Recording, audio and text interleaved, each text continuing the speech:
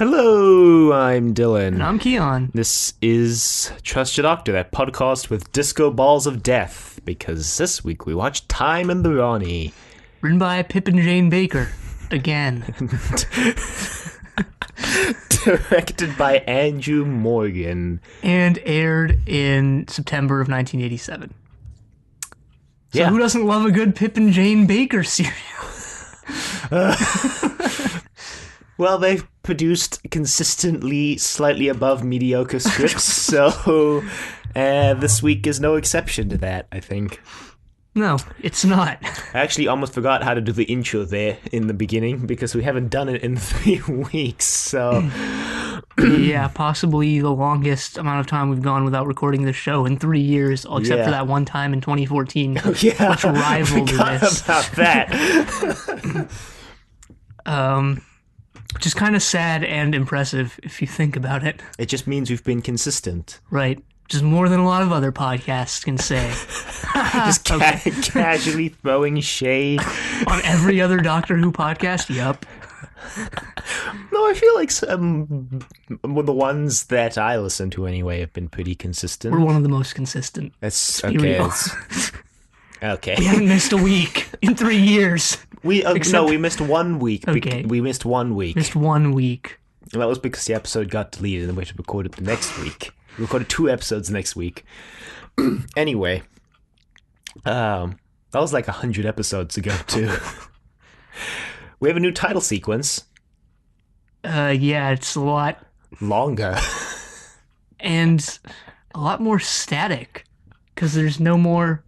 going into this weird tunnel of probably death. But it's got the TARDIS flying around that universe. I know, and it looks kind of bad. Because it's 1987 CGI. I don't think it's CGI. I think it's picture of... No, it's the first CG in the show. Wow. Better than Tron. No, it's actually not. But the galaxy's all like purple and stuff, and... we got a new logo to go with it, too, which is extremely 80s. Yeah, looks like it was made in 10 minutes in Photoshop. No, actually it doesn't. No, it actually looks like they put a lot of time and effort into it. A lot of focus groups. They focus tested this logo. Right, it has the slanted doctor and the giant Who. Yeah, and a new title theme to go with it by Keff McCulloch. McCulloch?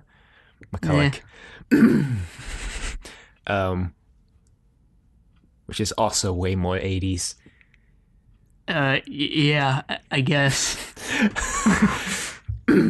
You'll have heard it if you've listened this far in the episode, because we use the title theme of the show as our intro and outro music, so...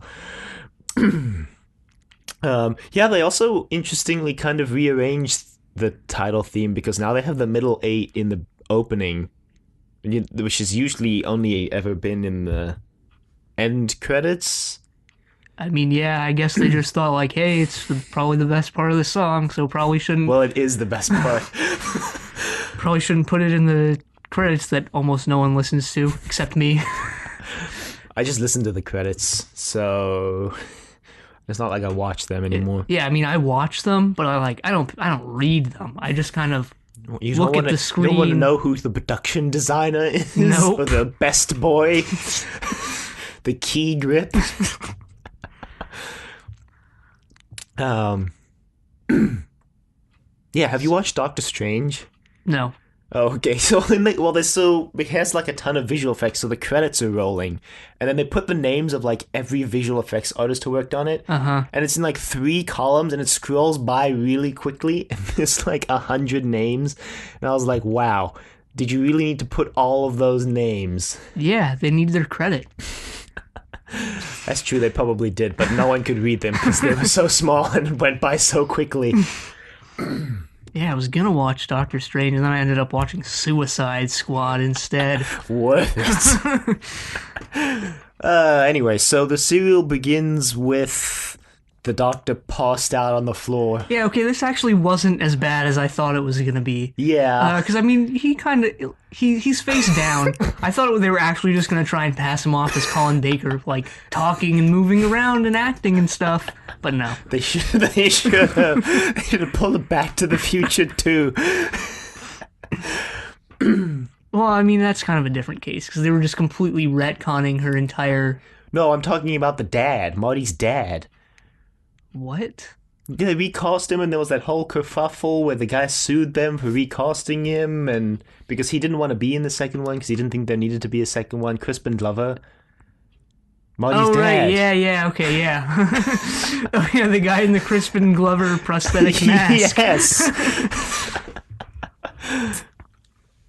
So, no, he's face down, and then the Rani busts in and is like, take the doctor, leave the girl, it's the guy I want. And then they, like, roll him over, and then his face starts glowing, and then it's Sylvester McCoy!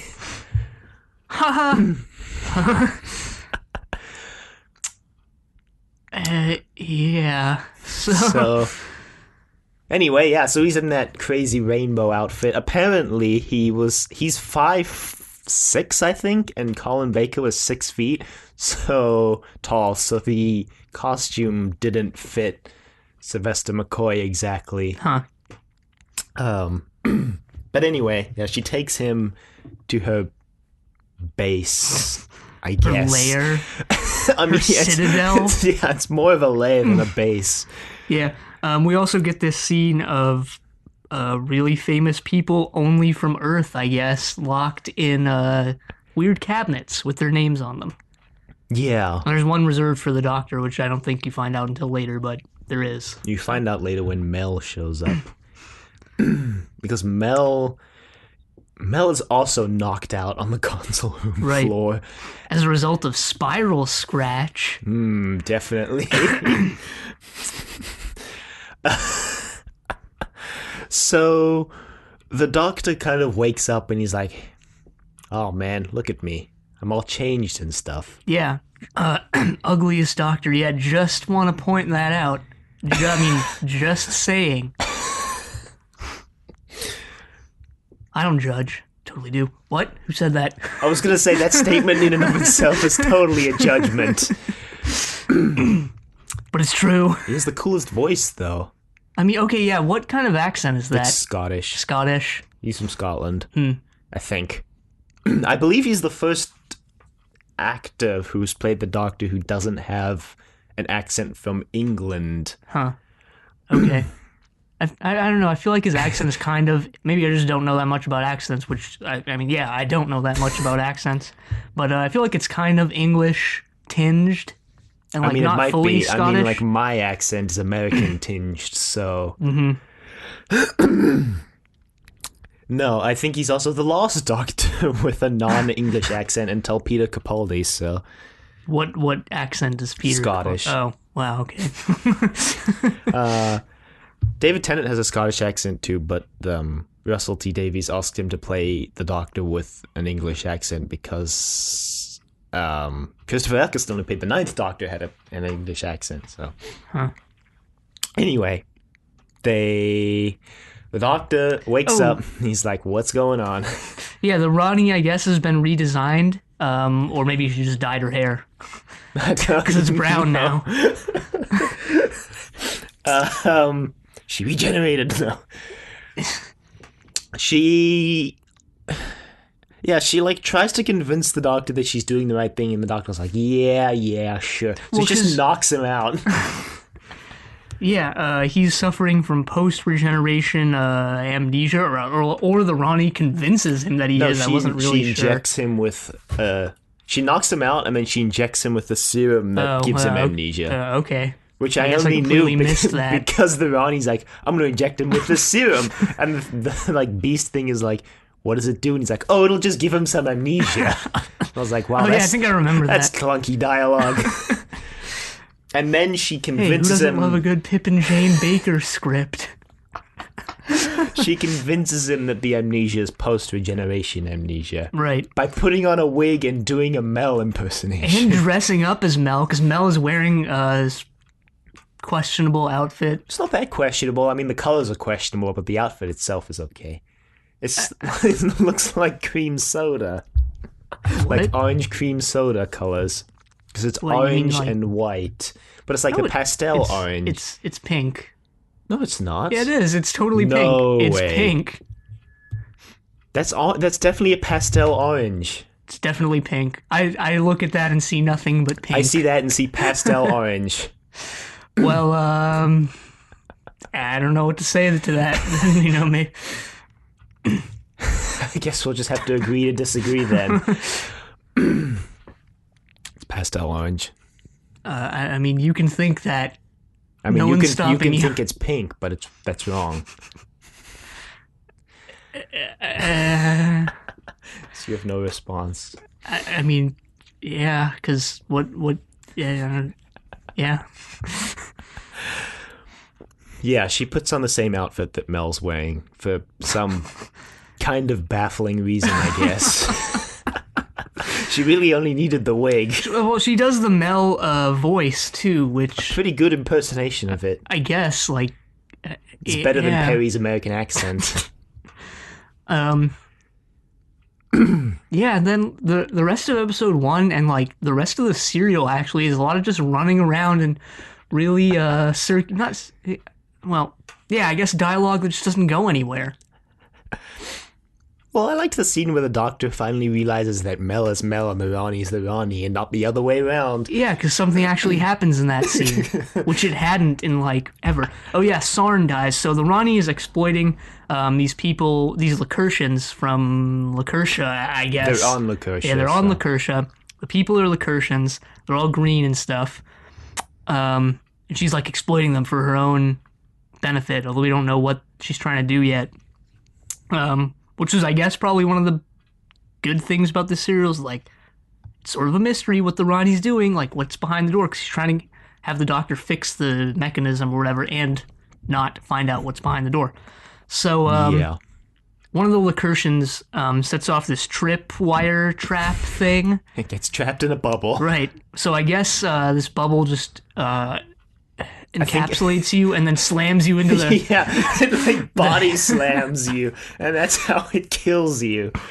Also rigged with explosives, I guess, because there's those explosions, which oddly enough don't disintegrate Sarn's skeleton. Because Sarn sets off this trap, she gets slammed into the mountain. Body slammed. Yeah.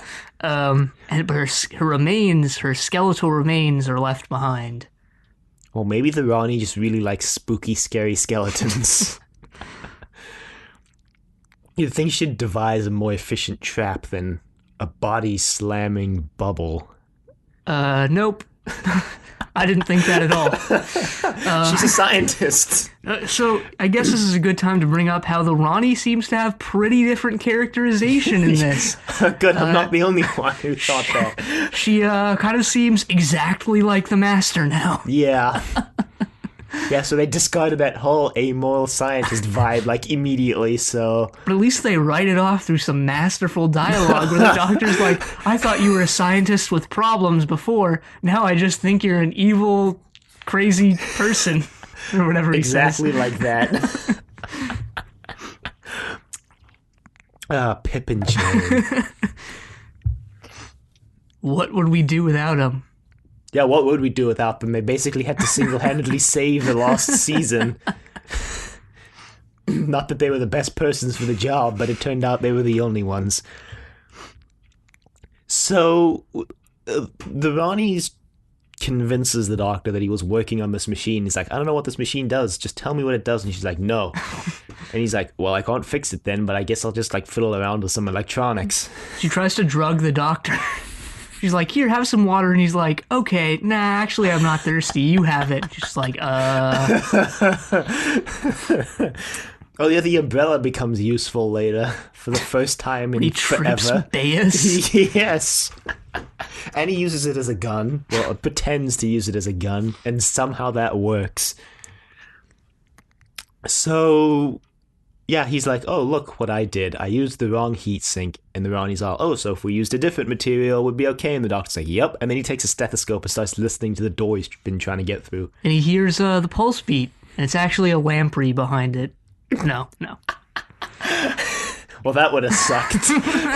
Defeat them, regenerate. Ah, shoot. So there are a couple other characters. There's Icona and what was her name? Sarn's mom, who is pretty distraught that her daughter just died. IKEA. Okay. No, I'm just kidding. Lost in IKEA. Dr. IKEA. So, wait, which one was the one who was working with the Rani? Was that... That was Baeus. Baeus, okay. Baeus was Sarn's dad. Why is only one Lacertian family super instrumental in this, and then all the other Lacertians just get strung along? They've been probably drugged and sedated. It's like how the Skywalker family is responsible for every major event in the Star Wars movies. Yeah, I guess. Yeah, in the movies, sure. Yeah. Yeah. So the Rani's all, so they go outside and they see the skeleton, and the Rani male is all, they're so primitive they don't even bury their own dead. And the doctor's like, well, that's weird. Then they go inside and then they're like, hey, where are we going to get this heat sink? And the Rani's all, hey, the Lacertians are pretty advanced. And the doctor's like, you said they were primitive. And she's like, yeah, whatever. And she leaves. And the doctor's like, when we saw that sad skeleton. Oh yeah, he does say that, doesn't he? Yeah. It's weird. Maybe he actually has feelings now.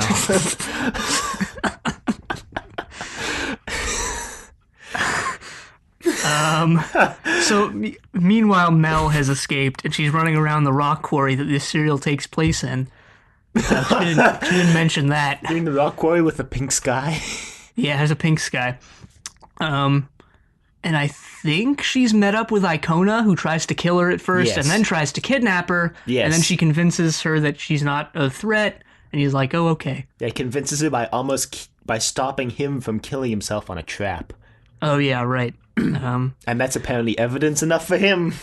I guess so. There's a lot of these traps around there and that were set by the Rani, but they looked to me like they were, because they're tripwire sort of things, but they looked to me like they were strung between two suspiciously close rocks. Like this was a very, very short tripwire that people just happen to, I guess, fall into this trap multiple times, even though they know they're out there. I mean, like, landmines are a pretty small area of triggering too, but they're pretty destructive and seem to have been set off, like, every time.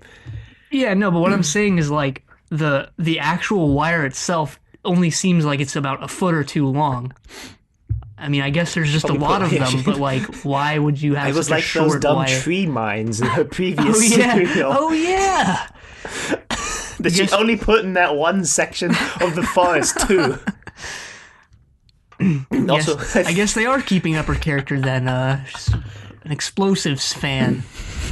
Although not so much an explosives fan as a trap fan, because they weren't really explosives. They just turned you into a tree. It's still so dumb.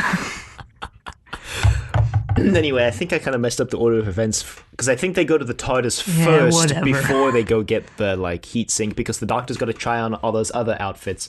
So he goes and he tries on the 4th Doctor's outfit, and then he tries on the 5th Doctor's outfit. Yeah, he tries on a Napoleon outfit first. Oh, yeah. That was... He should have kept that. Would have fit with the 6th Doctor's character pretty well. It's true. And then he tries on the 3rd Doctor outfit. He pulls that one off surprisingly well. I mean, except for the fact that it's like 5 sizes too big. Yeah. Also true. Which I guess is okay, because his heart grew 3 sizes that day in episode 1 when he regenerated and learned the true meaning of Christmas, I guess. And also how not to be a jerk face. And then he comes out in the 2nd Doctor's massively oversized fur coat, and then he rips it off and reveals this really good outfit. Stark naked, no, that really good outfit, except for that really stupid question mark jumper. Yeah, that was really stupid. And Sylvester McCoy was like, "This is a dumb costume, and I'm putting in my formal protest that I have to wear it." Yeah. So his entire outfit looks kind of like the 5th Doctor's outfit ish. I think it's less It's a different kind of suit, because the Seventh Doctor's coat isn't as long, and this Seventh Doctor has a tie on. I don't know if you noticed, but he has a tie on under that jumper, which is a first, because all the other Doctors have either worn bow ties or no ties. Right. I guess a cravat counts as a bow tie. I mean, it's like in the same family of ties. It's a tie, so... But yeah, he has like a proper necktie type thing under that jumper, so... Right, we didn't mention Mel's giant puffy shoulder things. I like the Seventh Doctor's outfit so far. Nah, I don't really care one way or the other. I do think the question marks are pretty stupid, though. They are, though. They are. That jumper is just really dumb. Yeah, we blame that on JNT, who wanted to bring some mystery, because, if you remember... question marks really bring a lot of mystery. If you remember, when he took over the Fourth Doctor, he added those question marks... I do remember that. ...to the collars, which remained constant. In the Fifth Doctor and the Sixth Doctor, and now they're everywhere. And the Fifth Doctor's umbrella has a question mark handle, I think. No, the Seventh Doctor. The Seventh Doctor's umbrella has a question mark handle. We're just not there yet. Wow. I know. Thing is, like, what do question marks even have to do with... He's Doctor Who. I know, but, like, that's such a bad and not even there connection. JNT just doesn't care anymore. He's over it. But we have Andrew Cartmel as script editor now. Apparently there was no script editor while Pip and Jane were writing this serial, which may be why the dialogue is, like... more mediocre than the previous serial. No, it's pretty par for the course. Actually. Okay, it actually is slightly worse, because a lot of the dialogue doesn't have anything to do with anything. Actually, a lot of the events of this serial don't have anything to do with anything, because a lot of episode 1 and 2, and actually kind of 3, and even 4... Yeah, I was thinking this serial would have been a really good 2-part serial. But... would have made a good 10 minutes of an episode. No. Yeah, well, I had 10 minutes of plot in the other serial too, so... the Rani serial, that is. So, the Doctor and the Rani fluff around for a bit, and Mel breaks into the compound after the Rani leaves, and then the Rani gets knocked out by one of her own monsters because they think she's Mel. Yeah. So that backfired. I guess only one of them could talk, because she's also employed these monsters who live underground, or she's keeping them underground or something. And literally have eyes in the back of their head. I don't know if you noticed, but they had 4 eyes. Yeah, they look pretty cool. And one of them was in the back of their head. So Mel comes in, and the Doctor tries to attack Mel because he thinks she's the Rani, because the cliffhanger to episode 1 was Mel getting trapped in a trap and the Rani being like, that's the Rani, and then Mel gets quote-unquote killed, but not really, because I guess the bubble doesn't body slam her hard enough. She actually gets married off when we think she's dead. No. Nothing as terrible as that. It's a good thing we didn't update the death count for that until after they had all aired. Yeah. So Mel eventually convinces the Doctor that she's Mel, but because they feel each other's... because she doesn't think he's the Doctor, because she doesn't know that he's regenerated. Yeah. So they feel each other's pulses, and she's like, whoa, 2 double pulse, I guess you're a Time Lord. And he's like, whoa, single pulse, I guess you're a human. And that's enough evidence for them that they're who they say they are. Yeah. It's like there's not just another rando Time Lord on this planet. It's not just another random human on this planet. Well, there are other random humans, we find out, because there are those geniuses in those cupboards in the other room. Yep, but that's enough for them, I guess. The Rani comes back, and so... the Doctor... I don't remember if it was the Rani or if it was actually Mel, but she makes a comment about her... photographic memory, and the Doctor's memory almost comes back. I guess it was the Rani. Yeah. He's like, a running gag applied to you. And I was like, did you just break the 4th wall? Wouldn't be the first time. Well, it would be the first time in like 500 episodes, but it wouldn't be the first time. Yeah, well, whatever. Maybe we should also mention the really intense music in this serial. Oh yeah, Keff McCulloch. What are you doing, Keff? I mean, Keff. honestly, the soundtrack for this I don't think was necessarily bad. It's just that it didn't really fit what was going on, which I guess means that it was bad. But I don't know. It kept having those like hits, like I can't even make the I know. noise. But yeah, it was there's that 80s sound. It kept reminding me of Weakest Link because it has the exact same hit in that music. And that's all I could think of every time it happened. Yeah, it's really overused here. I mean, I understand using it a couple times in a song to really accentuate the intense moments, but yeah. No, gotta use it every minute. Also, the music started and stopped the most awkward places. Like, did you notice that? Like when the beasts were like walking out of the room, and all of a sudden the music starts and then just stops like 5 seconds later. Oh yeah. Well, it was also really loud. Yeah. So great job whoever mixed this. I did like the scene at the end of episode 3, the cliffhanger. I liked the music there because I thought it actually fit the scene. And the scene was intense enough for the music, as odd as that sounds. Well, yeah, it's like the only time, so... Yeah. It's the only time, and the Rani, haha. I also didn't mention how dumb the title is. Time and the Rani. It's because she's trying to make a time manipulator, spoilers. I know, but like, just why?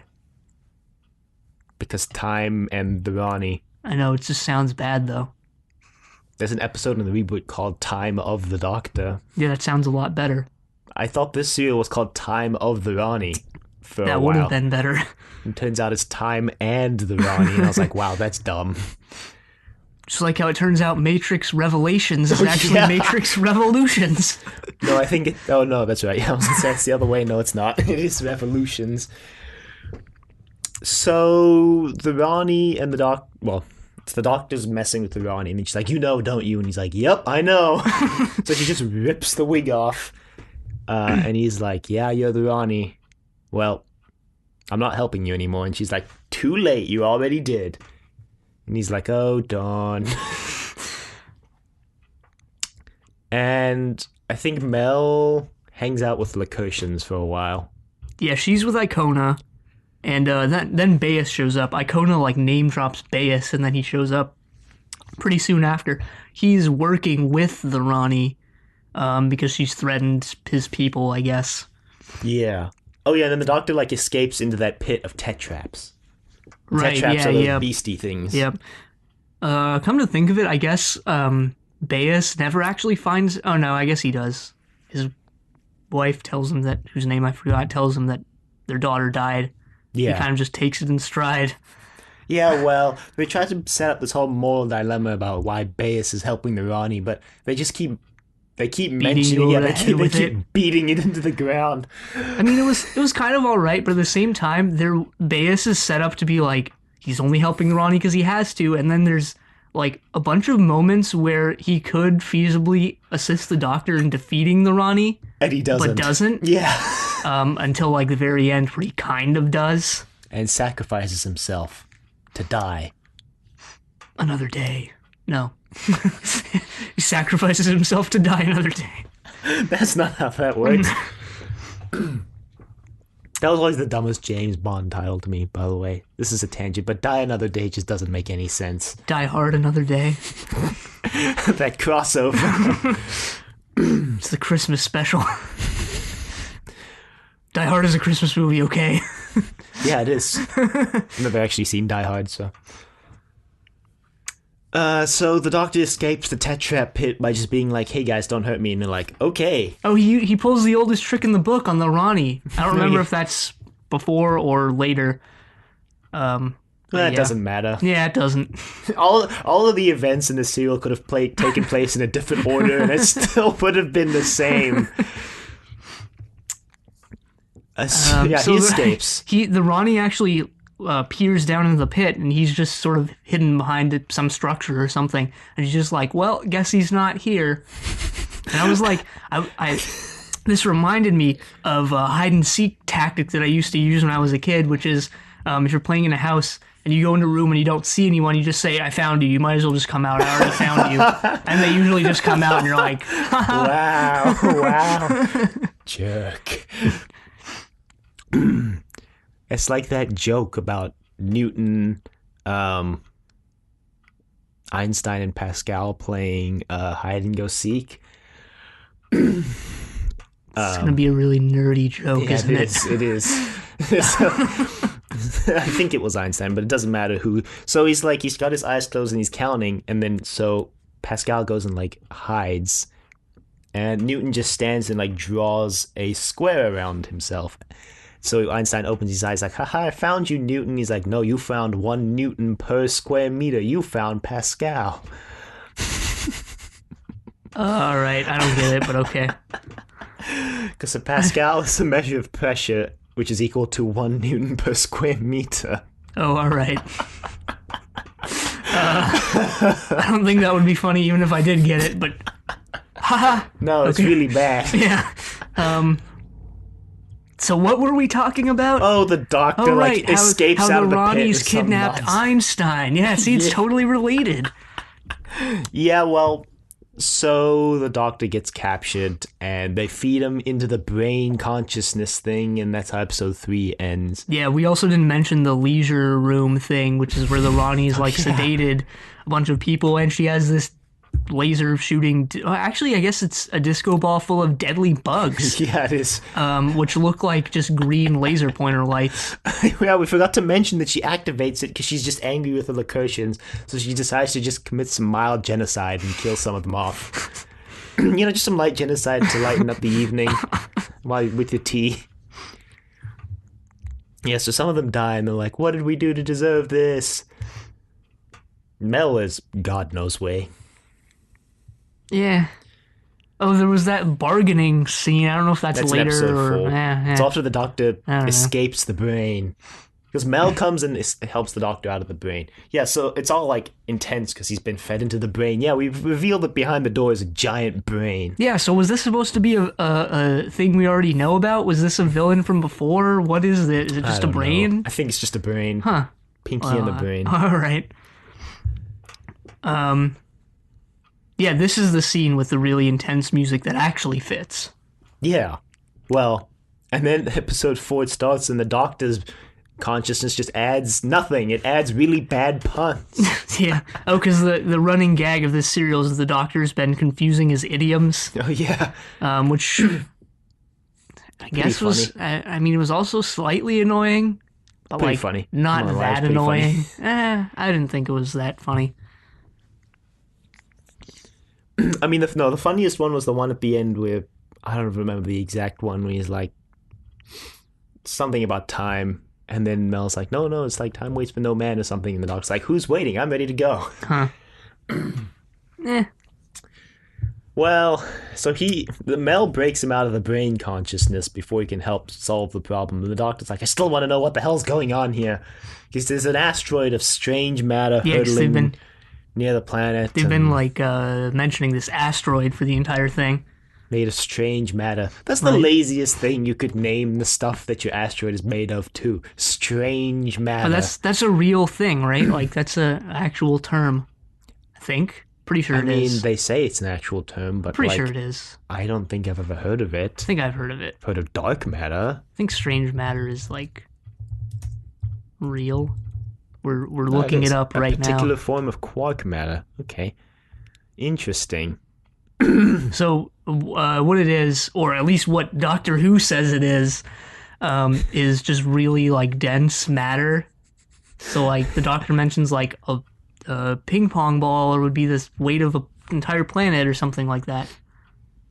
Yeah, I think it was a piece, a piece the size of that brain would be the mass of a small planet, of Earth, I think he says. Yeah, apparently strange matter is like a liquid of charm and strange quarks. So anyway, the doctor's still trying to figure out what's going on, and he steals this piece of equipment from the machine and he runs away. Bayes fights him over it, and he trips Bayes with his umbrella. Oh, yeah. And then Rani comes in and is like, what happened? Baez is like, he got away. And she's like, wow, Baez, what do I employ you for? And he's like, well, you don't really employ me. You've kind of just enslaved me. No, he doesn't say that. So the Doctor he meets up with the Lacertians who have had this... No, wait, that's later. They get that explosive anklet on later. Yeah. So he meets... IKEA. Icona has started to form a resistance group, kind of, maybe. Although it's not very successful, because it's just him. And, like, the people he's trying to convince, who he doesn't convince, I don't know. The Doctor meets up with them, and Mel gets captured by the Tetraps. And Rani's like, this is good, we can exchange her for the thing. And so she sends the mom to go give the Doctor the message, and she's like, we should fight. And Baez is all, no. I don't remember that, but okay. And she's like, okay, well, I'll just go deliver this message then. She goes to the Doctor's like, hey, I got a message. She's got Mel. She wants the piece back. And he's like, oh, darn. So he goes to trade it, and then the Rani's like, haha, you fool. And the Doctor's like, what do you mean? And it's a hologram. It's a hologram, Mel. Yeah. Not sure how she was projecting that hologram, but okay. And, then the Doctor's like, yeah, I guess her having Mel is trying to keep me away, but I'm just gonna do the exact opposite. Yeah, so somewhere in this, I think the Doctor reveals the Rani's plan. He finds out her plan is to blow up the strange matter She's launching a rocket. He busts back into this thing to meet with the brain, and then the Rani comes in. They, like, alluded to this earlier when you see the shot of, like, the Citadel, and it has this launch ramp thing. And the Doctor, or someone mentions, like, or I think it was Icona, actually. He's like, looks like she's going to launch a rocket. We don't really know what she's up to. Somewhere in here, all the Lacertians get this ankle bracelet on that explodes, and she kills one of them with it, and the Doctor goes with Mel to help them take it off. I think this is actually before he breaks in to find out the plan. It is. So what was weird about this scene is he was, like, going to defuse the anklet or whatever, and I was like, shouldn't you probably just take the person who you're trying to defuse and you, like, really far away from everyone else to, like, minimize the casualties if it blows up in your face? Well, that one who did die seemed like it created a pretty small explosion, so I think he's good.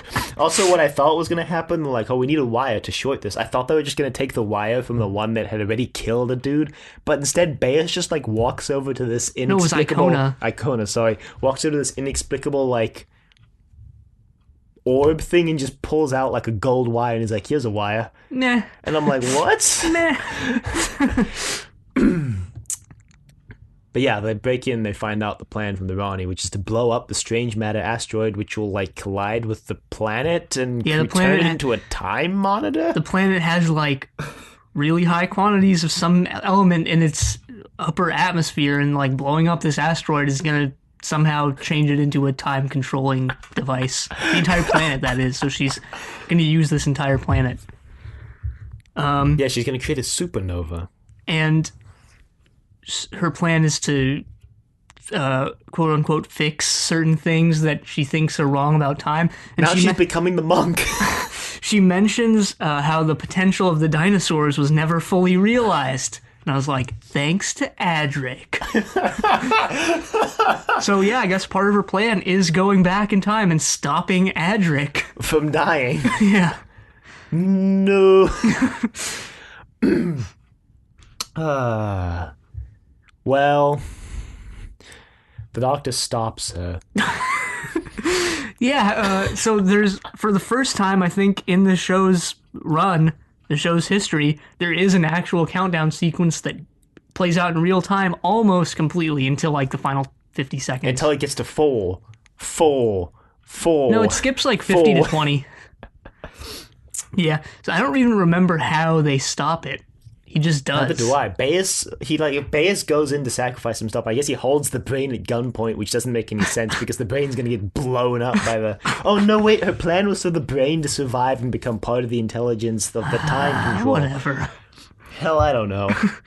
Anyway, four, and then the doctor's like, haha, I stopped you, Ronnie. He's like, yeah, right, and she just blows up the thing. Which apparently launches the rocket, but it's okay because the delay in the countdown causes it to completely miss the asteroid. The doctor's super unsure about that. He's like, yeah, it's fine, and then he like crosses his fingers behind his back, and I was like, wow. But it's okay, it misses the asteroid and runs into a nearby planet and destroys it. No, I'm just kidding. Wipes out all indigenous life on a nearby planet. But at least the Lacurtians are safe. No, it just flies off into space. So the doctor completely misfires and causes a devastating explosion that kills everyone on Lacurtian. No.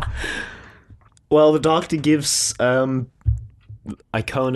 the antidote to the Rani's killer insects, and he just pours it on the ground. And he's like, we must face our own challenges. And I'm like, okay. All the Lacurtians seem pretty on board with it. No one really's like, hey, Icona, you're kind of a jerk for doing that. For unilaterally making a decision for the entire species. And probably killing some of his fellow Lacurtians. There's going to be a civil war in a couple years. But yeah, the Doctor and Mel don't really care. They're just like, you know what? Do your own thing, Icona. Yeah, they're like, yeah, whatever. And they just go into the TARDIS, and Mel's like, you're going to take some getting used to. And the Doctor's like, I'll grow on you. And then it ends. Hopefully he will grow on us, because I don't know. I didn't like his acting. At least, I guess maybe you can just chalk it up to McCoy trying to act really weird and strange because it's the regeneration, but I don't know. Or you can chalk it up to the fact that when Pip and Jane wrote this, they didn't know how the hell they were going to characterize the Doctor because they had no script editor to talk with. I don't know. I actually don't like his gestures, though. Like in episode 1, they were just really weird and, I don't know, dumb-ish. I liked it. Oh, we didn't mention that they're no more dumb than Tom Baker's over-the-top gestures to me, so... I don't know. They kind of reminded me of, like, Troughton a bit. There's nothing wrong with that.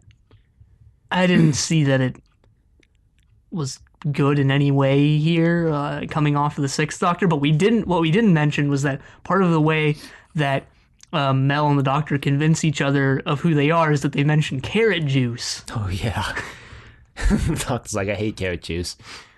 Yeah, carrot juice sounds disgusting.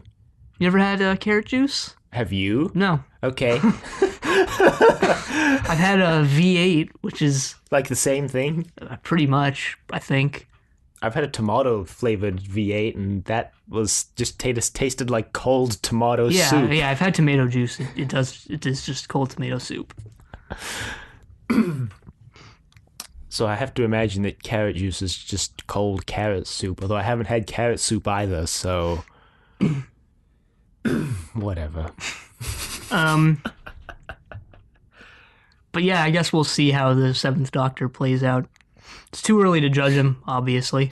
Well, I've really listened to some audios with him, so I guess I have one up on you judging him. I mean, this is the show, which has clearly proven that it's not quality anymore. It's not as quality as the audios. Also true. I'm looking forward to seeing what Sylvester McCoy is going to do with the character in his fleeting 3 seasons on the show. His 12 serials. Well, 3 seasons was how much the first and second Doctor had. I mean, which yeah, but was like 50 episodes each. He's only got 12 serials, though, which is like a season and a half of the first and second Doctor. Yeah. Because they're down to 4 serials a season after being such a success last season. But now instead of doing 4, 4, 4, and 2, they do 4, 4, and 3 and 3. So, which makes more sense. Yeah. You can email us at doctor@decorativevegetable.com. Questions, comments, concerns, angry rants, love letters, thoughts on the 7th Doctor. You can find us on iTunes, YouTube, and Google Play, all at Trust Your Doctor. Leave a rating if you like the show. Check us out on Facebook, Trust Your Doctor. Like us on Facebook. Also check us out on Twitter, TYD Podcast, and follow us on Twitter. And next week we watch Paradise Towers. But until then, the end.